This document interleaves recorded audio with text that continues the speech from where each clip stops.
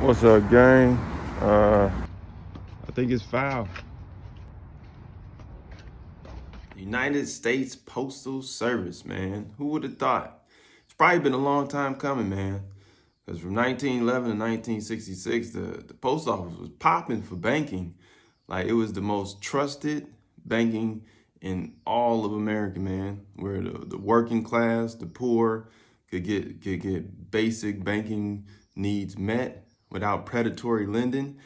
And as soon as the banking was taken out of the post office and postal service, the predatory lending just swept in. Well, first the banks was like, yo, let's set up shop now that we got rid of this banking at the post office. And then it was like, hey man, this is kind of expensive to have these banks in these small ass towns. Let's bounce. And then they bounced. It was like, oh man, let's get these predatory lending companies in there. 400% markup on interest rates.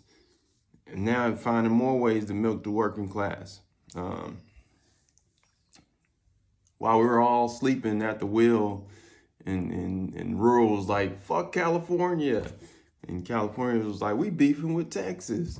Texas was like, we beefing with California. It was like all that shit is happening while corporations are like, ha ha ha ha ha. These motherfuckers don't even know. We don't give a fuck. We just trying to get richer and richer. Cause here's the thing, like the postal service is if you nostalgic for parts of America that was actually great, the U.S. Postal Service is it. Like, it's stitched into the Constitution. Like, these are working, functional monuments that weren't treasonous.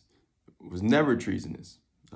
They're actually holding our wacky ass together for all these years. They've been the biggest.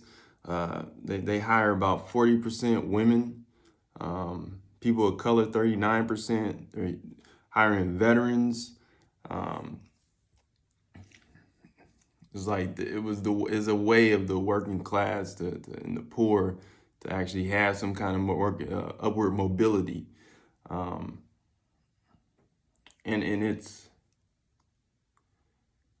right now the workforce is about 640,000 with all their families, and about 30,000 branches. It's like, once again, it's the people that have nothing to do with the politics, that are trying to just make a living, pay for the decisions of the people that are at the top. No matter how petty it is, it's the everyday person that has to pay for it.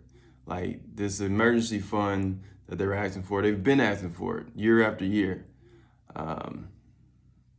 So all the movements, the protests, the pandemic, it's like the post office wouldn't be a major plot point in all this if business was taken care of with the post office.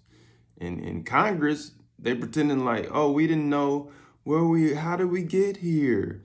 Like, Congress is supposed to be the caretaker of the U.S. Postal Service. Like, Article 1, Section 8, line 17, to build post offices. It's like, and Congress is the ones responsible for whatever laws that are passed for the post office, like, to affect, like, they're the only ones that can affect the U.S. Postal Service. So they're the caretakers. Post office, yeah.